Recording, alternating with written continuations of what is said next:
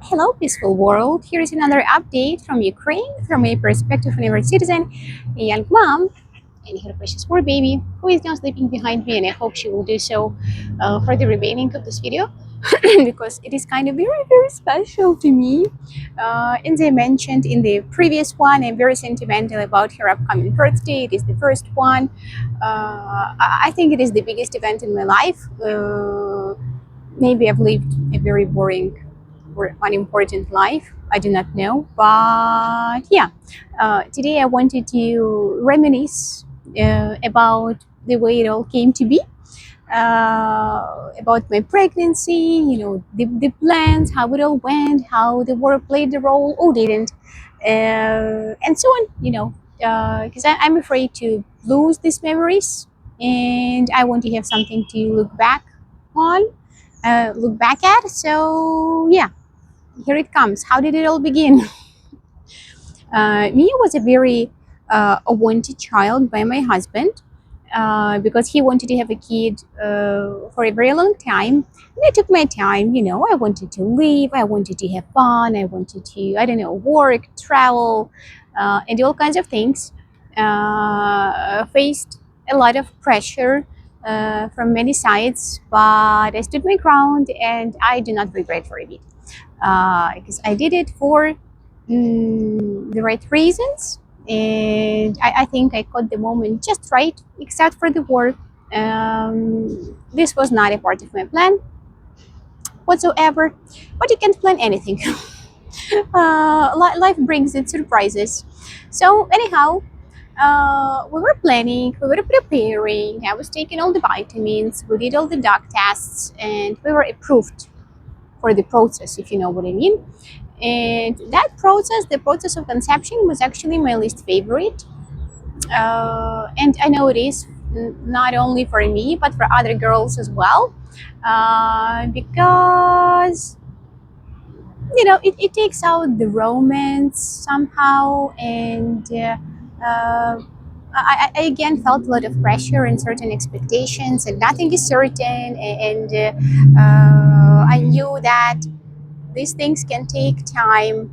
I did not know how much time it would take. I was afraid that maybe, I waited too long and I would not be able to get pregnant, and that my husband would hate me forever. And like, I hated everything about the process.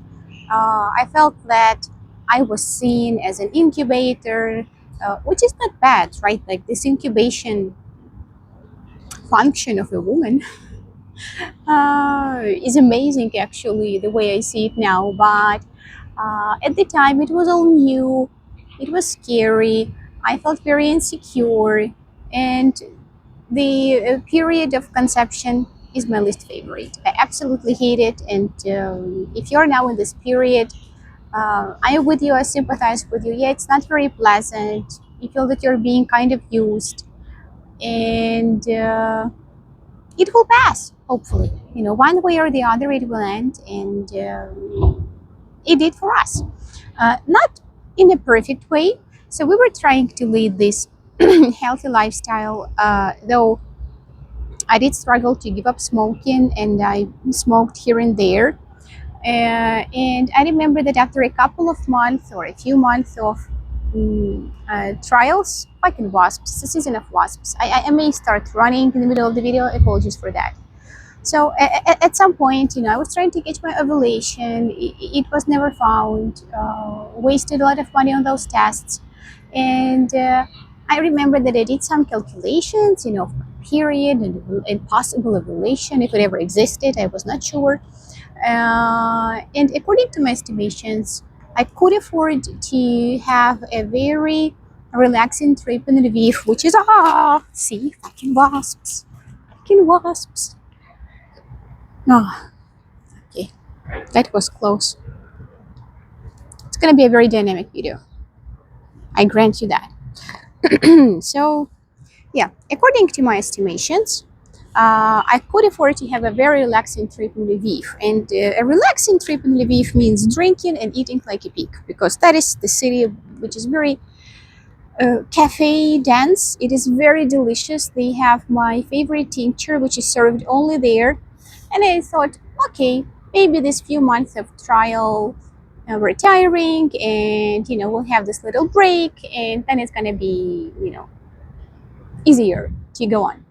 So we went on the trip right before New Year's, 2 or 3 weeks before New Year's, and even though I was in Lviv, a city where I usually go wild, I was not in that mood. So I did drink some alcohol, and I did eat like a pig. I ate so much steak, you cannot imagine. There is this amazing steak place in Lviv where we ended up going every day, and this is ridiculous. A woman, a man, no one is supposed to eat that much meat. But I did. I was very happy. We were living on the fifth floor of an old building, so that staircase is just endless. And Charlie was his usual lazy ass, so I had to carry him up and down 3 times a day. So, but it's a usual life with Charlie. So I did that, and then we returned home, and I kind of felt weird. It was the time of my period, but there wasn't a huge delay. But something just nudged me intuitively to do a pregnancy test, and I was indeed pregnant. So it was wanted, it was planned, but it did not go exactly by plan. It was December, what? December 2021. It was the 27th, I guess, when I did the test, and I saw a doctor like on the 30th, right before New Year's, and nothing was seen on the ultrasound yet. But she said that she saw some signs of pregnancy and that I should come back in a week to confirm it. But basically, mm, I was pregnant, and I did not feel butterflies in my stomach. I felt very weird because it was such a big thing, such a big event. But I felt the same person at the time. I did not feel bad. I don't know. My boobs did not grow. I did not feel nauseous, and nothing changed except for my husband's attitude to me. Because man is a very good guy. Like he is a depiction of a good guy, and he wants to do the good thing, and he wants to do the right thing at all times. And if his wife was pregnant, it meant that she was supposed to, I don't know, stop drinking coffee, eat fruit. You need fruit. You need fruit, vitamins, whatever. And I did not perceive it as care. Again, it was suffocating for me, and I saw it as an infringement on my freedom. Uh, and it was basically the beginning of giving it up to some extent, right? Because this is what motherhood is. You have to give up a lot of your freedom, but it all happens very suddenly. And without having the baby, without at least seeing it on an ultrasound, it is very hard to believe it. So to me, it felt like I just had to stop my normal lifestyle instantly for kind of no good reason, because I did not see the reason. I did not feel the reason.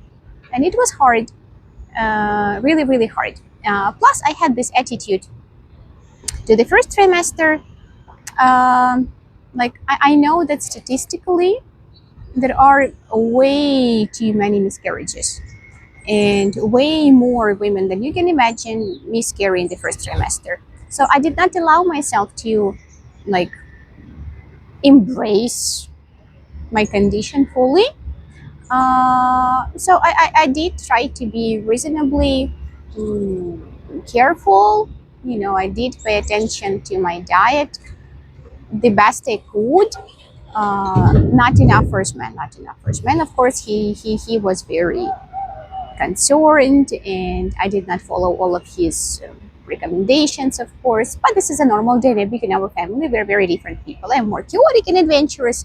He's the right guy, and that's why we're a good match, actually, because I can bring some mass to his life while he can balance me a little bit. So yeah, After New Year's, I returned to my gynecologist. We confirmed the pregnancy, which is again very disappointing. Just some black spot. That's all. It's not a baby yet.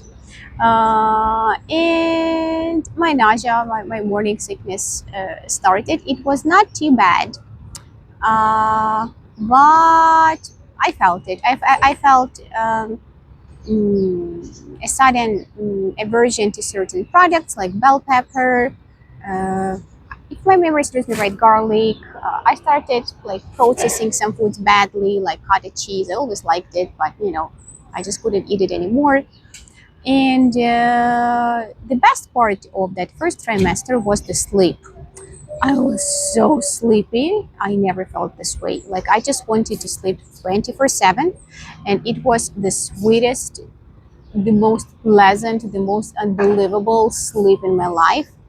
I do not think I will ever have it again.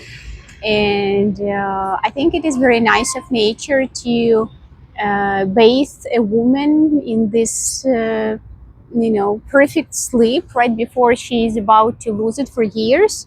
So now I'm thinking about it with gratitude to nature, because it was the best sleep in my life. It lasted for a couple of months. I had to cancel my work. I don't know, and I'm very grateful for having a chance to do so. Because Jmen supports us enough, so I could enjoy my pregnancy and afford some luxuries like sleep and canceling work because I just fell off chairs. I don't know. It was ridiculous and it was really, really super, super cool. So that was the first trimester. And the last day of my first trimester was the 23rd of February. And it was also the third day of my psychology studies. I have this 3 days every month or so. So on the 23rd of February, I had my gynecologist appointment. I had that, what is it called, screening, right? The first screening, where it was seen that everything was going well and my baby was developing just fine and no abnormalities were found. And that night on the 23rd of February, when I was falling asleep, uh, I was just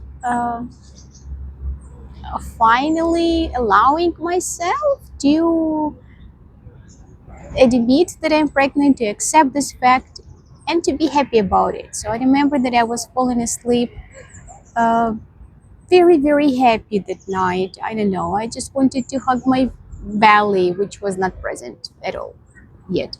But I was like, oh my God, this is happening. I'm so happy. I'm about to be a mom. I have no idea what it means, but I know that there is this tiny human growing in me. And I was really, really like touched to tears. And I felt a lot of relief because of all the fears of miscarriage, which were, of course, very, very blocked. I was not like consciously thinking about it all the time. I just had this idea like, you know, don't get too happy, don't get too excited, just survive the first trimester. So I did survive the first trimester, but the following morning the war started. And this was not perfect, this was shocking. As you know, we raced to the village and all. That day, um, everything just turned upside down. And I did not know how I felt about my pregnancy. Was it good? Was it bad? Everything was very confusing uh, and very scary. Um, so yeah, all plans went to hell. Because I was supervised by very nice doctors in very nice hospital. I had this medical evaluation checks like every week. I think they tested this and that, and there was this plan for the entire pregnancy. And I realized that was going to hell. But I was. All of us needed some time to just, I don't know, shake off the shock, right? So we moved to the village and we lived there for a week or two. I do not remember. I just remember one of the scary moments when I kind of felt that I felt my baby for the first time, but I think it was all made up. But the moment was the first sirens in the village. So we knew that the entire country was attacked. There was horrible footage of all of those rocket attacks. Just now there is some censorship. Back then, they just showed everything. So if a rocket hit some wall, they would show you like babies without hands. I don't know, pieces of bodies scattered around the street. It was horrific, really. So we saw all of that, but in the village it was quiet. And we knew that there were already sirens in Kiev, and there were these absolutely new rules. You know, it was not our reality yet, so we did not know what a curfew means. We did not know what sirens mean, and basically, we lived. I lived at least with the feeling that the sky was falling, and like every noise made me like lay flat, and I was feeling like every rocket or anything was just aimed directly at me. It's a very, very animal-like emotion. And it was evening. There was curfew, and there was this light rule that we were not allowed to use light electricity in the evening. So we were sitting in our dark, dark house, and it was winter, so it was very dark. And we heard sirens, and we started rushing to run to the basement. And at that point, like something kind of jumped to the bottom of my stomach, and to me it felt like something was happening with the baby. And I remember then I touched it and felt scared, like for the embryo or whatever. That was a really scary moment, but I also felt like I wanted to protected. Like I no longer felt this doubt, like whether everything was going in the right time, place, like abortion or not. I did not feel it. I felt that I wanted to protect it, and everything was fine. We spent some time in the basement. We got out. The sirens became a normality. Rockets are a normality now. We got used to everything. But back then in the village, I knew that all the thorough checkups were off the list, but I still wanted to get the basic screenings, and I did arrange them in some neighboring town, and everything was fine. Like I decided to rely on my physical sensations and feelings and kind of listen to my body, and I knew that if I felt something wrong, I would alarm everybody and I would go anywhere to seek help. But I was feeling completely fine. The sleepiness and the nausea of the first trimester were gone. I was feeling really, really good. My bump was just beginning to appear. That was a very funny inconvenience, because of being in the village, and there was a shortage of like products and everything, and the mail system did not work. I grew out of my pants, and I remember that it was hard to find pregnancy pants. And I ordered like one pair, but for some reason, maternity clothes is very expensive. I was kind of greedy.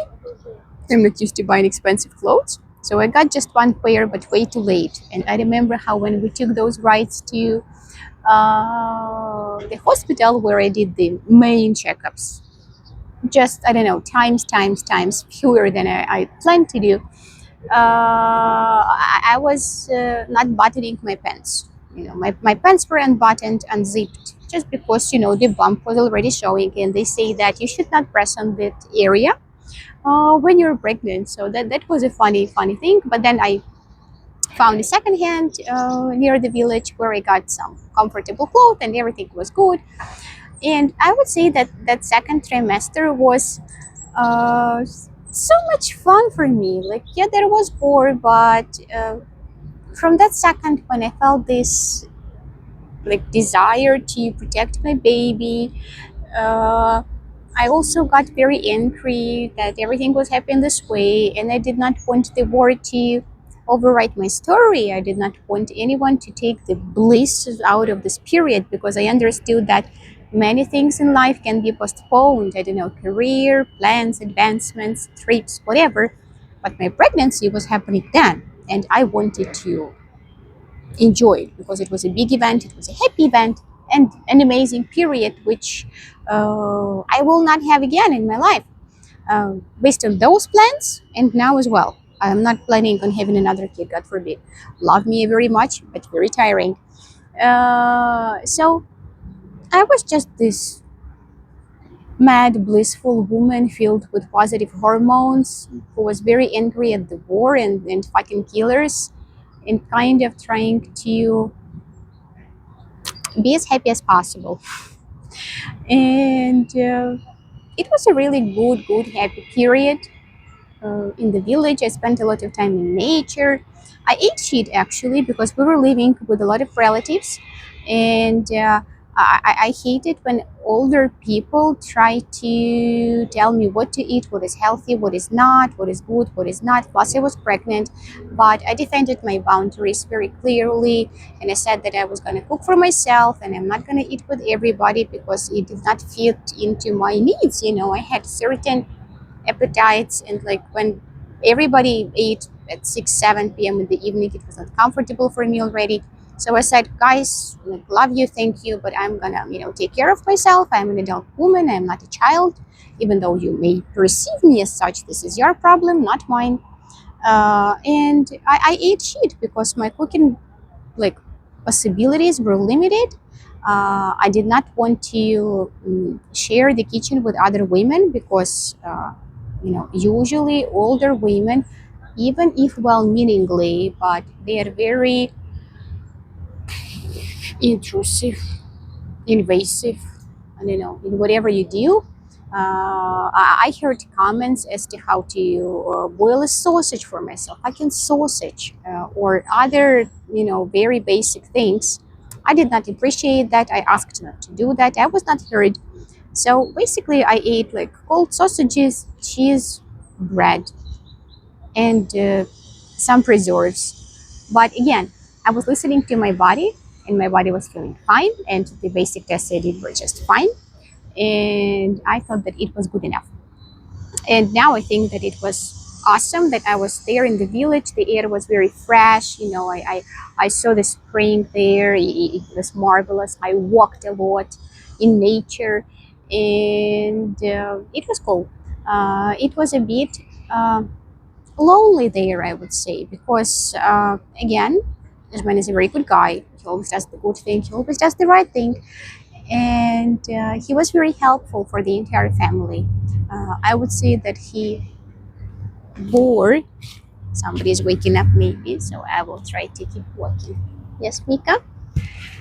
There she is. Not sure if she's going to wake up, but let's see.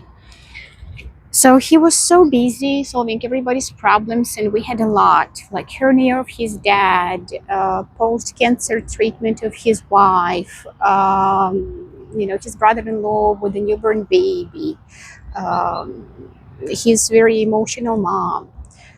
And he was just constantly busy, tired, and angry, plus the war, plus he tried to work and fix everything that had to be fixed. It was so intense. And he was never there for me, really, then.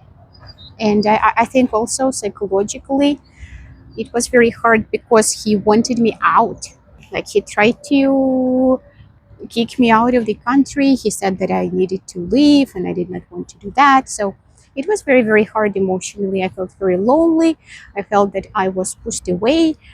Uh, but, like, I knew that he loved me and I loved him, and we wanted this baby, and just evil was taking place, and that's why we were going through that rough patch.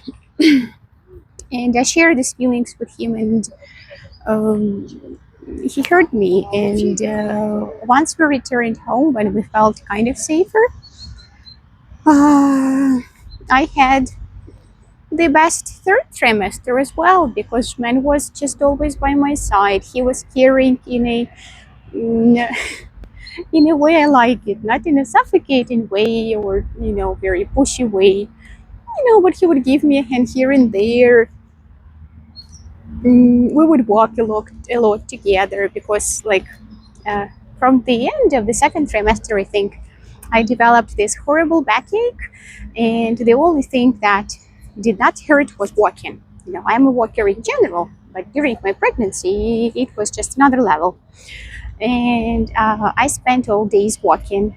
And typical Ishman does not like to walk, but of course, when I was pregnant, he changed his mind, and we just walked all day long, no matter what the weather was, because I dreaded nights.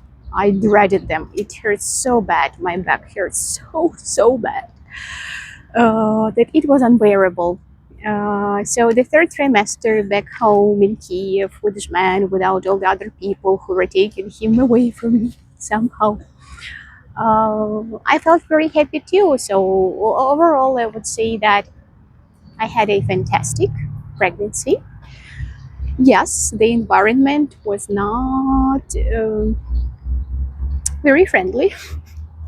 It was not a dream environment, but um, I knew that I wanted my baby, I loved my baby, and that Jman and I and our care were kind of enough to cope with everything. So, yeah, since Mia has woken up way too early, I think she slept for just like half an hour. I'm gonna wrap this up here. I think it's a nice summary of that journey, a very happy journey. And I will tell you more about the giving birth experience in my next video. Let me see what my baby is doing. Maybe she's trying to fall asleep. So wish me luck there, guys. All of you have a good day, and I'm going to keep reminiscing about the most important event in my life, and I will share more of those memories with you very, very soon. See ya.